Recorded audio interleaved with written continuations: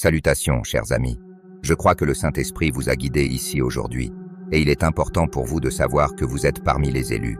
Malgré les tentatives du diable pour vous empêcher d'entendre ce message, votre présence ici signifie que vous êtes destiné à recevoir une grande paix et sagesse. Si vous regardez cette vidéo entre 3h et 5h du matin, sachez que ce moment a une signification particulière. Avant de commencer, assurez-vous de vous abonner à notre chaîne et d'activer la cloche de notification pour ne jamais manquer nos prochains contenus inspirants et encourageants. Merci de nous rejoindre. Maintenant, commençons. Ces heures matinales sont une période sacrée où la voix de Dieu peut résonner plus clairement dans nos cœurs. Chérissez ce moment comme un précieux don.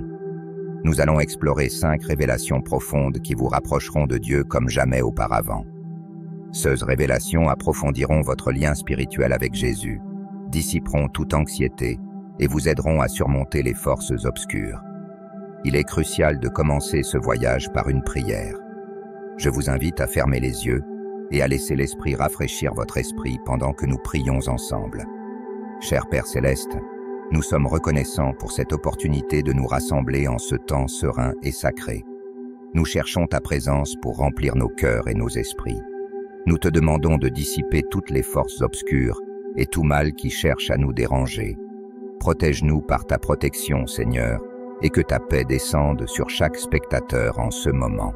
Remplis-nous de ton amour, de ta consolation et de ta force. Renouvelle notre esprit et aide-nous à nous concentrer sur ta bonté. Au nom de Jésus, nous prions. Amen. Passons maintenant au premier secret, exprimer de la gratitude. La première étape pour se rapprocher de Dieu entre 3h et 5h du matin est de cultiver un cœur reconnaissant. Comme il est dit dans 1 Thessaloniciens 5:18, « Rendez grâce en toutes choses, car c'est la volonté de Dieu en Jésus-Christ pour vous. » Se lever tôt offre une occasion unique de réfléchir aux innombrables bénédictions que Dieu nous accorde. Profitez de ce moment pour remercier le Seigneur, non seulement pour les dons présents, mais aussi pour les bénédictions passées. Le calme et la tranquillité de ces premières heures en font un moment idéal pour se connecter profondément avec Dieu à travers la pratique de la gratitude. Exprimer de la gratitude a un pouvoir immense. En nous concentrant sur la bonté de Dieu et en le remerciant pour ces bénédictions, nous renforçons nos défenses spirituelles. L'ennemi déteste la gratitude, car elle détourne notre attention de la peur et de l'anxiété vers l'amour et la provision de Dieu. Alors que nos cœurs se remplissent de reconnaissance, nous repoussons les ténèbres et invitons la lumière de Dieu à briller plus intensément dans nos vies. Réfléchissez au moment où Dieu a répondu à vos prières ou vous a pourvu de manière apparemment impossible. Peut-être y a-t-il eu des moments de douleur ou de lutte, mais Dieu vous a soutenu. Se souvenir de ces expériences pendant les premières heures peut remplir votre cœur de gratitude et de paix. Pensez à Joseph dans la Bible. Malgré les nombreuses épreuves et trahisons qu'il a traversées, depuis avoir été vendu en esclavage par ses frères jusqu'à être faussement accusé et emprisonné, Joseph est resté fidèle et reconnaissant envers Dieu. En fin de compte, Dieu l'a élevé à une position de grand pouvoir en Égypte, l'utilisant pour sauver de nombreuses vies pendant une famine. Réfléchir à l'histoire de Joseph nous rappelle la fidélité inébranlable de Dieu et l'importance vitale de la gratitude, même dans les moments difficiles. Je comprends que certains d'entre vous peuvent ressentir de la douleur en ce moment ou avoir du mal à voir les bénédictions dans vos circonstances actuelles. Je veux vous assurer que des jours meilleurs sont à l'horizon. Comme il est dit dans Romains 8:28, nous savons en effet que toute chose concourt au bien de ceux qui aiment Dieu, de ceux qui sont appelés selon son dessein. Faites confiance au fait que Dieu travaille toujours, même lorsque cela n'est pas visible pour nous. Remerciez-le pour les bénédictions passées et ayez confiance qu'il pourvoira pour l'avenir. Sachez que vous êtes profondément aimé par Dieu. Se lever entre 3h et 5h du matin n'est pas une coïncidence. C'est un appel spécial. Vous êtes fort et choisi parce que vous vous réveillez pendant ce moment significatif. Ces premières heures sont un moment sacré où Dieu peut parler plus clairement à votre cœur. Dieu voit votre avenir et a des plans merveilleux pour vous. Comme il est dit dans Jérémie 29:11, « Car je connais les projets que j'ai formés sur vous, dit l'Éternel, projets de paix et non de malheur, pour vous donner un avenir et de l'espérance. » Ayez confiance en cette promesse et croyez que Dieu est déjà en train de mettre en œuvre ce merveilleux plan pour votre vie. Même si vous ne le voyez pas maintenant, sachez que le plan de Dieu se déroule parfaitement. Il connaît vos besoins, vos rêves et vos luttes. Son amour pour vous est immense et il vous guide à chaque étape du chemin. Accueillez ce moment spécial comme un don et ayez confiance que Dieu a quelque chose de bon en réserve pour vous. Alors mes amis, commencez votre journée en exprimant de la gratitude. Remerciez le Seigneur pour sa bonté, sa provision et sa fidélité. Ce simple acte peut transformer votre état d'esprit, vous rapprocher de Dieu et éloigner l'influence de l'ennemi. Souvenez-vous, vous êtes choisi et il est toujours avec vous. Il est essentiel de découvrir les 5 secrets. Le diable ne veut pas que vous entendiez ces vérités, mais vous êtes ici. Vous faites des pas vers une immense paix et une croissance spirituelle. Le deuxième secret est de confesser et de demander pardon. La Bible nous dit dans 1 John 1:9, « Si nous confessons nos péchés, il est fidèle et juste pour nous pardonner nos péchés et nous purifier de toute iniquité. » La confession est un acte puissant d'humilité et d'honnêteté devant Dieu. Elle reconnaît notre besoin de sa grâce et de sa miséricorde. Lorsque nous confessons nos péchés, nous ouvrons la porte pour recevoir le pardon de Dieu, ce qui apporte guérison et paix à notre âme. Considérez l'histoire du roi David. Après son péché avec Bathsheba, David fut confronté par le prophète Nathan. Réalisé la gravité de son péché, David confessa et se repentit profondément. Dans le psaume 51, la prière de repentance de David, il s'écrit « Crée en moi un cœur pur, ô Dieu, et renouvelle en moi un esprit droit ». La confession sincère de David et sa supplication pour le pardon conduisirent à sa restauration et à une relation renouvelée avec Dieu. Le pardon ne concerne pas seulement la réception de la grâce de Dieu, mais aussi l'extension de cette grâce aux autres. Le pouvoir du pardon peut nous libérer de l'amertume et du ressentiment. Si certains noms vous viennent à l'esprit en ce moment, c'est que le Saint-Esprit vous révèle les personnes que vous devez pardonner. S'accrocher au manque de pardon peut alourdir votre âme, mais la relâcher apporte liberté et guérison. Dans le Nouveau Testament, nous lisons l'histoire de Stéphane.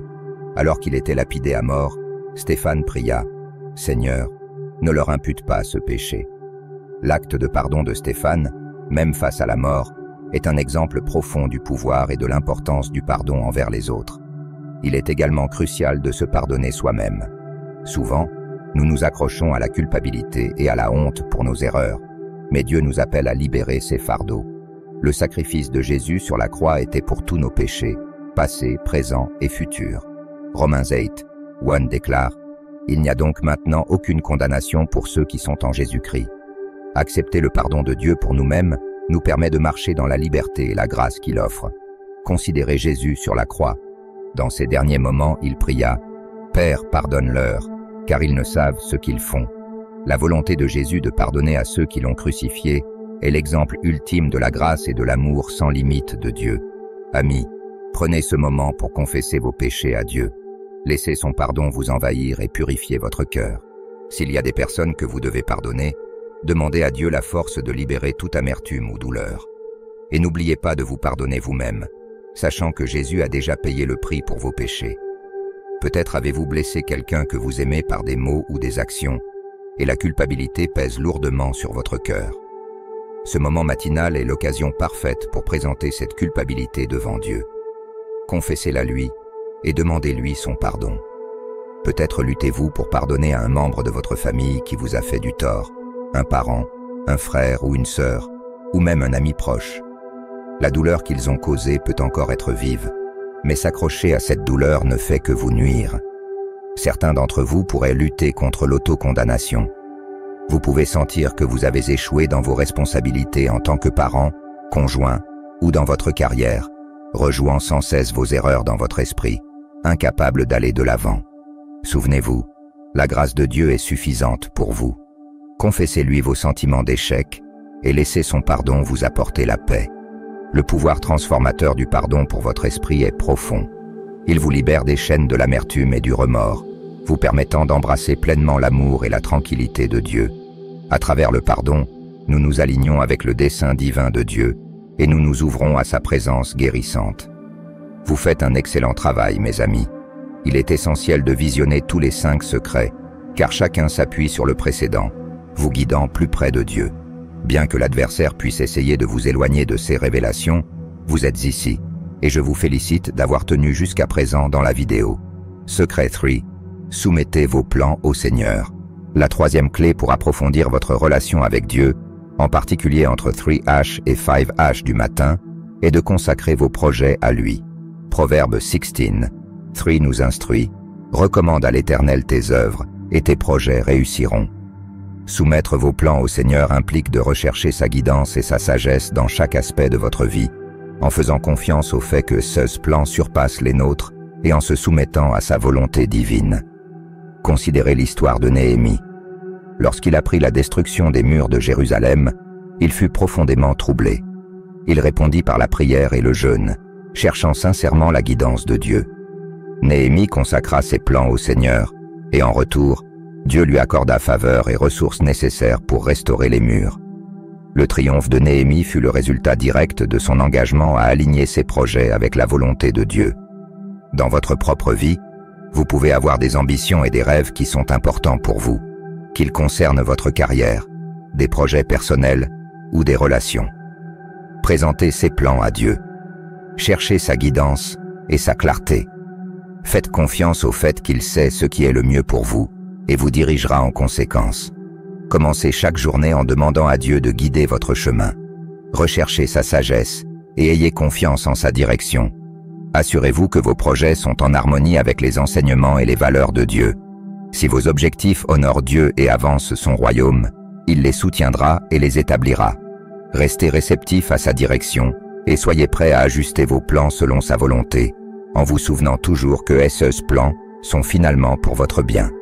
Une fois que vous avez confié vos projets à Dieu, restez ferme et diligent, croyant qu'il travaille en coulisses. L'adversaire ne veut pas que vous ouvriez vos projets au Seigneur, car il comprend le pouvoir que cette soumission détient. Lorsque vous consacrez vos plans à Dieu, vous invitez sa puissance et sa sagesse dans votre vie, perturbant ainsi les schémas de l'ennemi. Confier votre avenir à Dieu non seulement désarme le diable, mais renforce également votre parcours spirituel. Réfléchissez à une situation personnelle où vous avez des projets futurs, comme un changement de carrière, le lancement d'une nouvelle entreprise ou un nouveau projet. Utilisez les premières heures entre 3H et 5H du matin pour présenter ces projets à Dieu. Priez pour sa sagesse et sa guidance et faites confiance au fait qu'il dirigera votre chemin et établira vos pas. Un autre exemple inspirant est celui de Ruth. Après la perte de son mari, Ruth choisit de rester avec sa belle-mère, Naomi, et de se déplacer dans un pays étranger. Ruth consacra sa vie et son avenir à Dieu, ce qui lui permit de trouver faveur auprès de Booz et de devenir finalement une ancêtre de Jésus.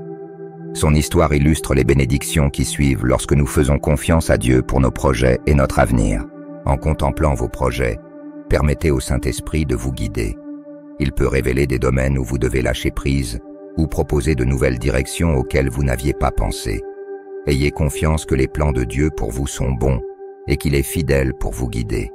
Alors, mes amis, utilisez ce moment sacré entre 3H et 5H du matin pour chercher sa direction et faites confiance à son plan pour votre vie. Entre 3H et 5H du matin, dédiez ce temps à remettre vos projets au Seigneur.